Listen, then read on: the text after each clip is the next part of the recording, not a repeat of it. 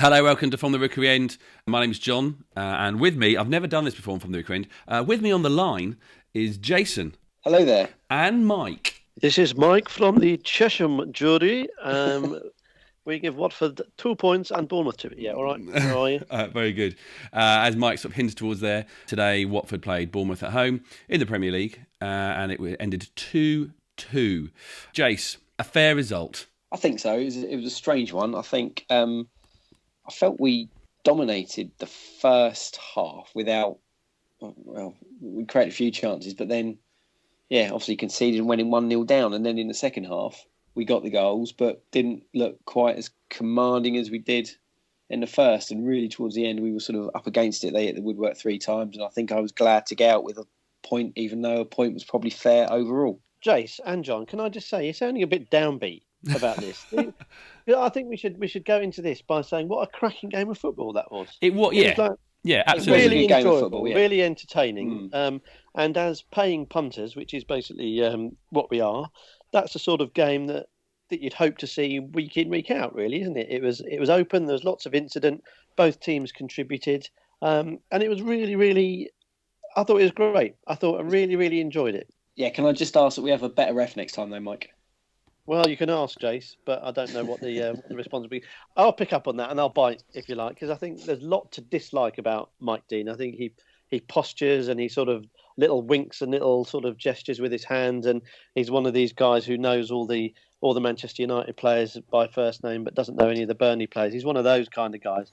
But I will also say that refs, I'm 100% convinced, call it as they see it. You know, they try and do a very, very difficult job, and he doesn't do himself any favours. And I understand why people get incredibly frustrated with him, and I think he probably got a bit wrong for us and a bit wrong for them today. Anyone who follows me on Twitter will see my thoughts on various activity from one or other of the sides. But I think it is frustrating when refs get it wrong, but I think it is important to say it is difficult. It's a difficult job. Although, he just makes himself look ridiculous, doesn't he? I wouldn't say it was necessarily for me the decisions he made. It was the fact he made too many of them, and it came across as fussy. It came across as just the flow of the game just was stop, start, and actually what you'd expect with both Bournemouth and Watford was two great footballing sides. And even though you're absolutely right, Mike, it was a lovely game of football to watch, it could have been so much more. There were certain spells in that first half that got incredibly frustrating.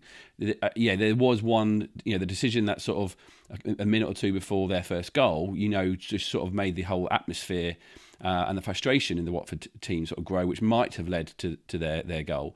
But it was the stop-start and everything that went with it that sort of made the game just feel really messy. Do you think? At times. I don't think the ref ruined the game at all. I think the one issue I had there was two big decisions that I had a problem with. One was the early booking for Prödl, which I think it was unfortunate for him because he had to walk a tightrope for the remaining. What was it? Was it about 10 minutes in when he got booked? It was very early. So that's 80 minutes. So that made it difficult for him. And I don't think he was fouled, and then he sort of did that thing that players do when they're fouled. They reach out to get the ball ready for the free kick. So I think that was a peculiar one. And there was a funny one with in the second half. I think it was with Capoue on. I can't remember his name now. Number 15 for Bournemouth. I can't remember his name. Yeah, he was about 2-3 yards away from anybody, slipped, and that seemed like an odd one. And those will stick in people's minds, and they're the ones that will get the hackles up on the terraces. But I don't necessarily agree with you that it ruined the game and ruined it as a spectacle. I thought it was great to watch, and I think sometimes those sort of good 2-2 sort of rampaging games where loads of stuff happens sometimes need a bit of that perhaps sort of grey area, the occasional wrong decision, just to get things going in the stands and get things going on the pitch a bit. So I'm in two minds about it. I think, like I say, Mike Dean, I think is a funny character who likes people looking at him. Yeah, I don't think it detracted necessarily from what was quite an enjoyable display today. Jace, the most enjoyable thing I think has to be the fact that Watford responded twice. Yeah, and I know we've reflected on and compared to last season quite a bit, and you wonder last season, having gone a goal down like that, would we have fought back, especially the second time? And in fact, I think when when our second equaliser went in, I think I gave up at that point and just wanted to declare I'd had enough. And 2-2 would have done. But I think it probably helps that we struck back so early as well. Bournemouth definitely looked better in the second half than they did in the first half. And I was worried that we wouldn't be able to take the game to them again, as we had done sort of at the start of, or just after half time. So to get that equaliser, that second equaliser early on, I think was very, very important. Totally agree. And I think it was a shame that we started the game really positively, which is, I think, what everyone wanted, wasn't it? Coming off the back of Burnley, everyone said was, right, we need a reaction. This is going to be a test for Matsari to get those guys sort of up and running again against a team that might possibly be identified as, and absolutely no disrespect to Bournemouth, but in that mini league with us, with Burnley, with Middlesbrough, with Swansea and Hull. So a game that perhaps they would have identified as one they're going to win. So more difficult to perhaps get up for one like this than it is if Man United had been coming, or Liverpool or City or something like that. So it was always going to be an interesting reaction for me, and I think I was pleased we got that early on. But yeah, as the game went on, Bournemouth seemed to come into it, and really, I guess on the balance of play, we'll watch Match of the Day later, and that they will have more clear-cut, plenty of more clear chances than us. They hit the bar and the post a number of times, but just hanging in there and coming back, like you say, Jace, twice is certainly something we wouldn't have done last year, and I think that shows a bit of character, a bit of effort, and a bit of willingness to roll their sleeves up, especially when there were a couple of areas that didn't really look as good as they have been out there this season, did they? I thought the defence looked perhaps a little bit shaky in patches. I thought Holebas, for example, didn't have a great game. I think we've talked about his concentration a little bit and his ability to get back, and I think he was probably found wanting a little bit more often than I'd have liked today. You give players who get forward a bit of license, don't you? You give them a bit of freedom to you accept if they're going to bomb forward. They're going to sometimes make mistakes coming back. But I thought today he had one of his less impressive games of the season. But yeah, so to hang on when guys weren't at their peak, if you like, with a slightly different formation, it felt like, I don't know how you guys thought we lined up, but with that 4 across the back, so it sort of we changed again. We had a couple of injuries, so a couple of things not quite going our way, and we managed to see it through and get what potentially could be a really valuable point. I think definitely more positives to take out of it than the negatives, I think. Well, the first thing about comparing to last Burnley game, I was happy that it was an improvement on the Burnley game, because after the first 10 minutes we were at least controlling the game and going forward and doing, feeling productive, which I don't think there was 10 minutes in the Burnley game. So it was always going to be improving and a better performance. Mike obviously mentioned the defence there, about we've actually started with the back 4 this time. That's exactly how I saw it, same as you, Mike. But again, it's a change in defence, and we're conceding goals here. We've talked about in previous podcasts about freshening things up front, but what you don't want to do is constantly having to change things at the back. And the key to a good defence is having a consistent starting back 3 or back 4. And yet again, we've had to change due to injury. So am I making excuses for the fact we keep conceding goals? No. Obviously, it's something we need to look at, but hopefully if we do end up with a more consistent defence, then that will improve our record, and we will concede less goals. Pete Bradshaw actually sort of said about that unsettled defence. Thanks to everyone who sort of sent us a tip and an idea about what we should be talking about in this podcast. Remember, follow us on @WATFORD on Twitter. Pete said the problem is an unsettled defence. Of course, it's due to injuries. Who is our first choice? Who would it be if they were all fit? And then Lee Harris also added, he said, we won't win many if we keep conceding 2 goals. It's certainly the area we need to work on, isn't it, Mike? One side of it, I think, is you're never unhappy with whoever the replacement is, if that makes sense. But I think I make Jason absolutely right. With any area on the pitch that you want to be settled, it's that defensive side of things, and we haven't quite looked right for certainly the last 2 games. And yeah, I'd agree that perhaps a little bit of focus, got an international break now, needs to be put on that.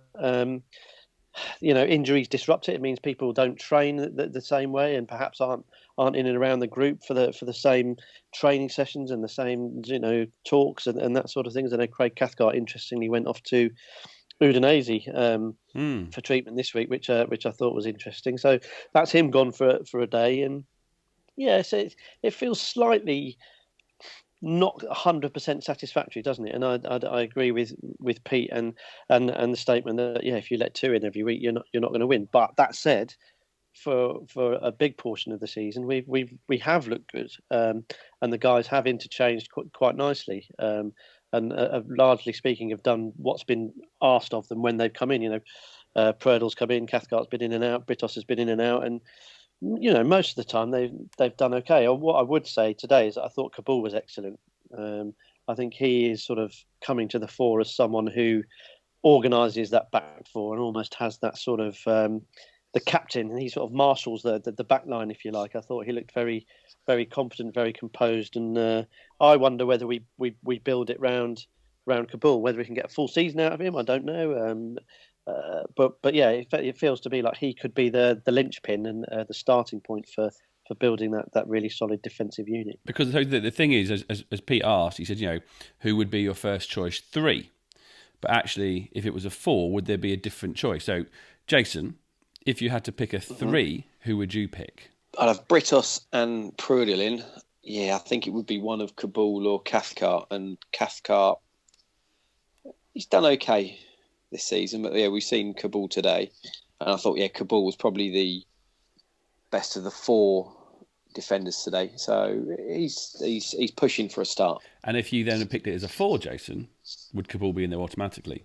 No, I'd probably go with Prödel and Britos in that case. Zuniga, I thought, was excellent today. What I thought was interesting was it was very no fuss from him. I thought we're used to our sort of right backs or wing backs sort of bombing up and down and being a bit Haytham Jayton, a bit helter skelter. But I thought he was very sort of calm and composed for most of the game, and I thought he did what he had to do very, very comfortably. Very neat. He didn't really notice him much, which for a Watford defender is quite pleasant and quite unique, I thought.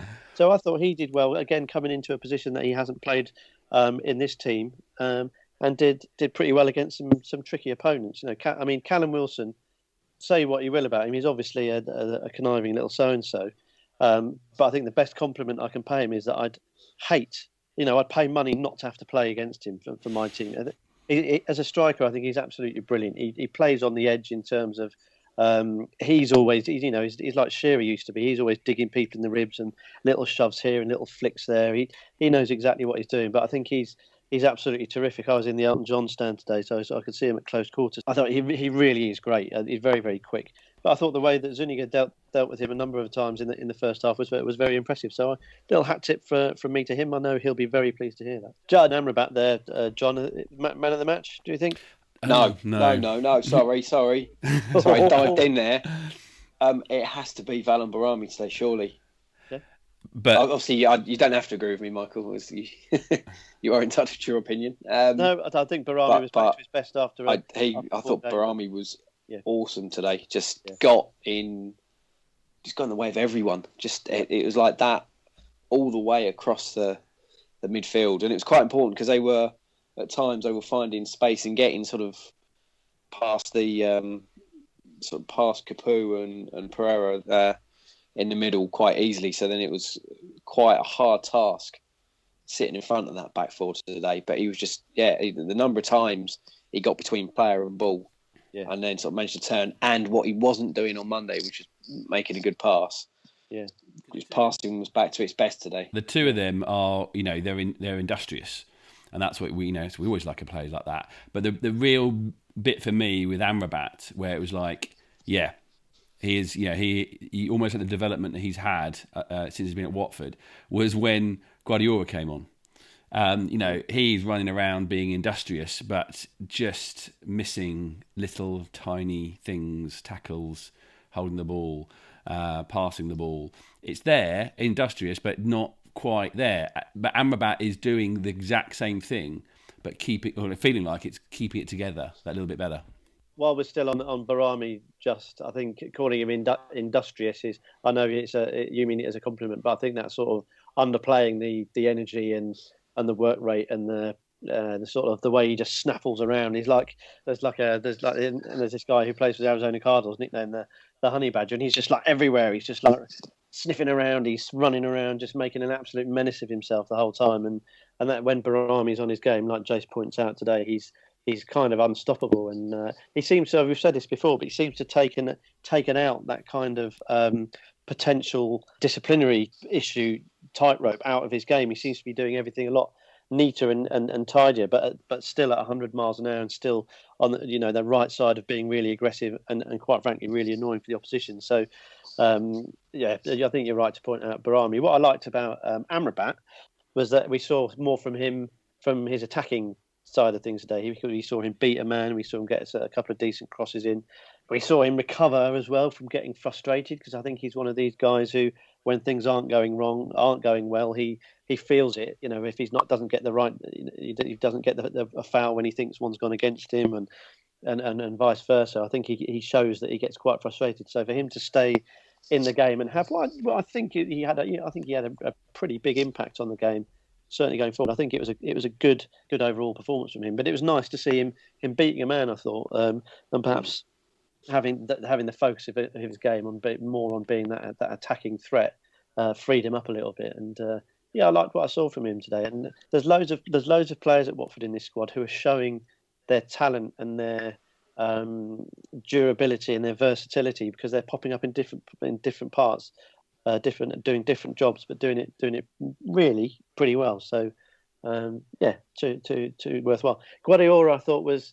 I always worry. I've got this thing about him that when I come on, I think he's going to be too sort of dainty, too sort of show pony-esque, too keen to find a killer pass or do a bit of skill. And he always surprises me, because he does get stuck in and he puts himself about more than I think he's going to. But there was a moment, I think it was at 2-2, when he won the tackle, then beat the man. I was like, right, okay, get rid of it now. Let's move on, get out of our own half. Then he tried to beat the man again, and then he cut back inside again, and ultimately he got dispossessed.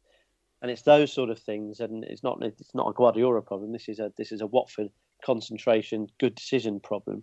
Don't do that. Do not do that. We need to cut stuff like that out, because we do that against a different team, and we're going to concede a third goal, lose 3-2, and we're having a very different conversation. So I thought Guardiola did all right when he came on. His long-term future, I think Matt Sarri likes him, but I have my concerns about him, but I think he did all right when he came in today. Now, one man who was at the game today as well, along with us, he's on the podcast almost every week, is Mike's son, Ighalo.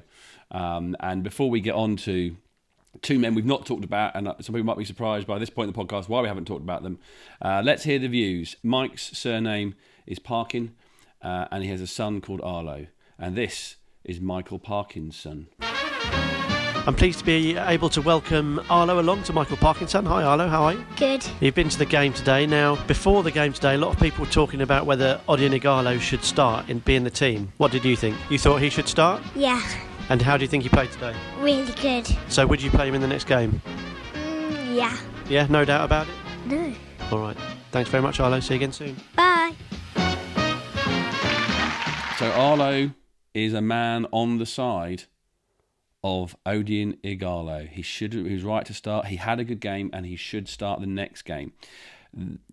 Where I sat, the reaction certainly wasn't the same as that, was it, Mike? Well, look, I think it's wrong that we're saying on the side of Odion Ighalo. He's a Watford player who has done well for us and continues to try his best. And I think sort of being pro or anti a Watford player always feels like a bizarre conversation to have to me. We should be getting behind these guys no matter what. And I think in the last podcast, I've kind of, in the face of, we did our Facebook live chat and we're on Periscope, and a lot of people are suggesting he should be left out. We did a Twitter poll yesterday, and I think it was 85% said he should be left out. And I, to my immense credit, and kind of argued that I think he's got enough credit in the bank and does enough, perhaps unseen hard work to warrant his place in the starting 11. So, to be perfectly honest, I was quietly pleased when he was named in the lineup today. Combine that with the fact I don't know how Isaac Success plays 90 minutes. We haven't seen him. We haven't seen him in lead the line with Troy for 90 minutes and play in the game. Wait for it, Jace, from the get go. How will he play with his back to goal? Like Odion Ighalo does a lot of dirty work. He does a lot of donkey work, sort of, wrestling with defenders, working really hard to either carve a chance out for himself or to make the ball stick. He does work incredibly hard. Well, how's Isaac Success going to do with that? How is he at finishing? What's his actual striking like? Turn that on its head. He came on with how long to go? Oh, just over half an hour. Half an hour to go, and yet again he's come on and he's had a major impact on the game. He's looked bright. He looks scary from a defensive point of view. He's strong, just like Ighalo. He's direct, and we saw him have a couple of shots. He's obviously not scared of shooting. He had one decent long-range effort that was on target, put another one wide, and then, of course, a great header for the goal. So, and a very close, almost another header with another foot length headway it would have gone in as well. Yeah, he answered a lot of the questions that I explained. I just had. I thought he had another particularly impressive performance, and that I think the clamour for him to start will grow. I think it's a great problem for us to have. They're two great looking players, slightly different, but I think we need to be talking about the merits of one or the other, as opposed to saying, right, he's rubbish, he's having an absolute nightmare, get him on the bench. It's about which one is better, and I think that's a better way for me of framing the conversation, because I don't think we're at a situation where we should be wringing our hands at Ighalo's consistently poor performances, because I just don't see that as the reality. Jace, the thing is though, can Isaac's Success fit into a starting position in that Watford formation? Is he? Yes, he might have the skills. Yes, he might have the desire and all that sort of stuff. But is he? Does he fit in? And if so, is it just where Ighalo plays? I think they are different players. I think with Ighalo, he wants the ball nearer the box, or he wants to be running onto the ball. Success, I think perhaps the lineup and the fact that we didn't have a natural left-sided wide player today, other than Hollebass having to attack from left back. Perhaps that suited Success more, because when he came on, he would go wide to attack and then look to attack outside in, as they say. He would look to take the man on, and that seemed to suit him more than it did Ighalo. Ighalo plays with his back to the goal, as Mike said earlier. And I just think with that space on the left-hand side today, Success was able to get wide, pick the ball up, and he would turn and attack a lot quicker than maybe we've been seeing from Ighalo. Again, sort of the longer balls out, he was again getting himself in between man and ball, able to bring it down and then attack outside in, creating chances for himself or creating attacks for Watford.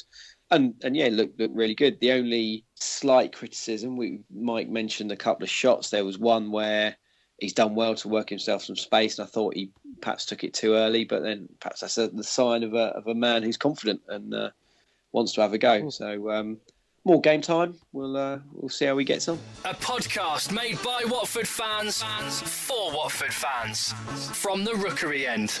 We're a fan of a good podcast, especially a Watford one. And if you haven't listened to Hornets Heaven yet, then make sure you go to iTunes and search for Hornet Heaven. It's brilliant. They're not. It's not like us where we talk about matches. It's an audio book almost. It's been written by Ollie Wicken and up to episode 6 now, or into series 2, episode 2. In this one, it's a story of 2 young Watford fans who unfortunately die on the way back from Southampton, but they get to Hornets Heaven, and all the old people in Hornets Heaven like to be analytical about football. They just like going along and having some fun and the banter. And one of the things they do, and I'm going to challenge you boys to this, they like to make lists. So these 2 young lads like to make lists. And what would be a Watford team made up of cars? Can I buy myself some time to think here, John? Just yeah. I would just urge people to listen to this Hornets Heaven thing. I know on the face of it, it might not be everyone's cup of tea, but I think if you found us, if you've obviously learned how to listen to a podcast and audio is your thing, give it a go, because they are beautifully written, beautifully produced, and I don't think there's much out there. I've said this before, but there's not much out there attached to a football club. It's really rare, and some real love's gone into it. So if you think it might not be your thing, give it a go. I urge you, just to download a couple, and I think you'll be pleasantly surprised. I just wanted to say that, and also so I could think about some car names. Well done. I've got a good one. I've been thinking it's the obvious one. Okay. Brian Talbot. Oh yeah. Okay. That's not. You haven't really thought about that one. How about this one? Up front, Toyota Deeney and Renault Rosenthal. I'm not sure about the Deeney one. What about going slightly off piece? What about Nigel Calavan? In defence, Aston Martin Taylor. He scored. Oh no, he didn't score today. But Ferrari Forestieri, perhaps. No. I had a different one for that. I had Fernando Forestieri. Just depends how he played the game, I guess, which car turned up. Audi Abdi. Nice. Yeah. He'd work. He'd go well with Vallon Bugatti. Very classy. Very classy. So I think Ferrari would be delighted to be likened to a Bugatti. What about? I've just sung his praise a little bit earlier. Eunice Taxi Cab Bull. I've got the killer one. Well, part of manager Walter Mazda R. No, I can't. I've lost it. But this is the killer one. Mazda. That's the one. Say it with an Italian accent. Daewoo Henderson. No. Okay. Oh, God. Jesus. Nigel Calavan wins it for me. We're the Orns, you're the Orns. Come on, you Orns! So we are 7 games into this Premier League season, and Watford are on 8 points. That's more than 1 point a game, and certainly more points than we thought we would be on by this point in the season. It has been good starts, but here's a question.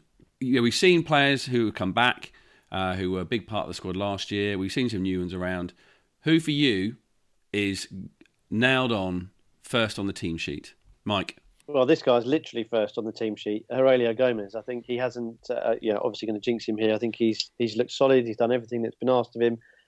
He's put in some great saves. I think he's been superb for us. And like a fine wine, he seems to be getting better with age. So yeah, Aurelio for me is an absolute lock for first on the team sheet. Jace? I'm going to go with today's man of the match, and after I sort of gave him a bit of stick earlier in the week, Valon Barami. I think he's a very important part of that midfield, protecting the defence, whether it be a back three or a back four. And I think he also, obviously, he's played for Volta before. I think he knows what he wants from his side, and I think that shows. I think he's looking a lot better generally this season than he did last season. Obviously, he struggled because he got injured and then suspended. I can't remember what took him out first. Might have been the suspension. Watson got in the side, and he struggled to get back in. But I think at the moment he's looking the best he has done in his short Watford career. He literally is looking the best as well, because you know that sort of hair colour that girls are loving at the moment. That sort of silver. It's almost like a grey silver, like blue rinse type thing. Yeah. Well, Mike. Well, how do you know anything about hair? You're like me, mate. Come on. I've got a subscription to Cosmopolitan. I'm not afraid to. So yeah, I think Bugatti is definitely on the team sheet as well. I think while we're in the midfield area, I think Etching Cafu as well is. You'd be hard pushed to not start him. Obviously, the goals have dried up. Come on, Caps, get yourself sorted. But I think he's pretty important to this one. So. Deeney, of course, is on there. That sort of we don't need to have a conversation about why Troy Deeney is first on that sheet. But for me, they're the only ones. Pereira, has he done enough yet for you, Mike, to be must start? I think so. I think we said before his arrival and subsequently that he's an important part of this Watford side. However we set up, I think it's important that we have that person who's really comfortable on the ball, who can float around a little bit, who can pick a pass. Although he did almost a dreadful ball across the back today. It was absolutely he could have come back Keith Dublin, all is forgiven.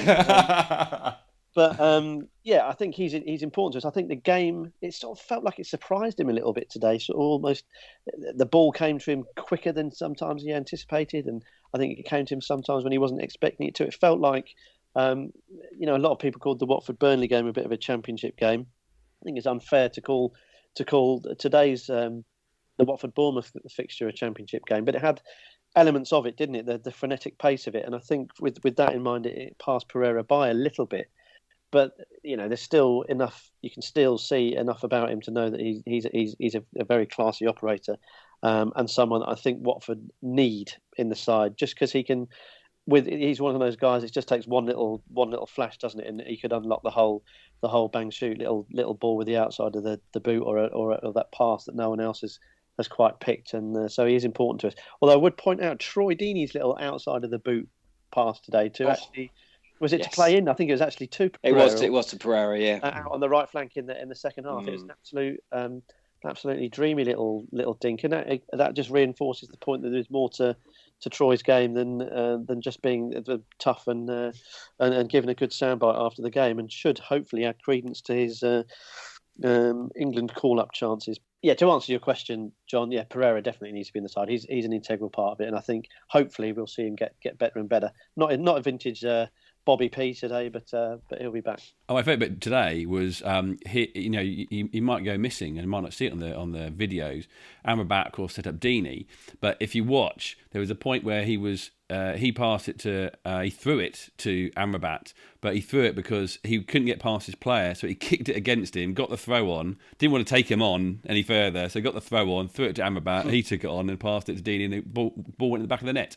So I thought, that's an efficient player. I like him even a little bit more, Roberto. Well done. John, it was efficient and it was quick as well. There was no mucking about. I don't take the throw-ons in this side. I want to go and stand on the byline and I want to be the creative man. It was, get out, we got a chance. I've got a quick ball in here to Amrabat and they produced. So we have an international break coming up, some players going off, but it has been a fantastic sort of start to the season, especially if you forget about that one game against Burnley. And we'll be back with more from the Rookery End. Remember, you can follow us on Twitter, on Facebook, on Instagram, and pretty much any social media you can get by looking up Watford Podcast. And if you subscribe, do tell your friends how to listen to From the Rookery End at the same time as listening to the brand new Hornets Heaven, of course. Thank you very much, Jason. Thank you. And thank you, Michael. Hey, look, no problem. It's a pleasure. We're Watford. We're in the Premier League. We're taking part in exciting football matches. I'm unfortunately winding up opposition fans, it seems, on Twitter. I had a little go at Bournemouth today, but there you go. It's in for a penny, in for a pound. What I would say, I'm going to say it again, we're getting loads of interaction on Facebook, on Instagram and Twitter. Keep all that stuff coming. It's thought-provoking. Sometimes we get told when we're wrong.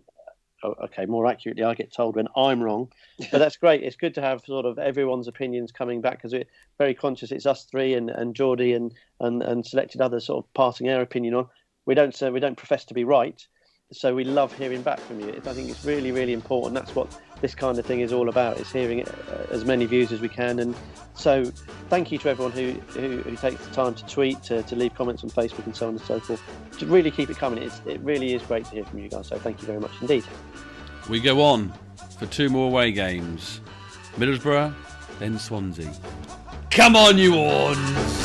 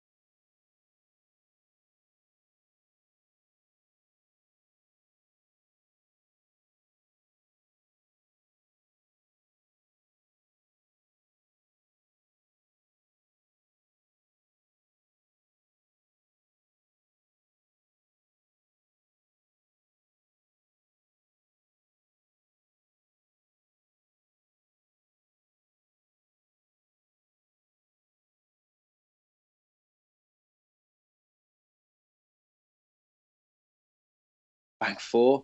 And I think he also, obviously, he's played for Volta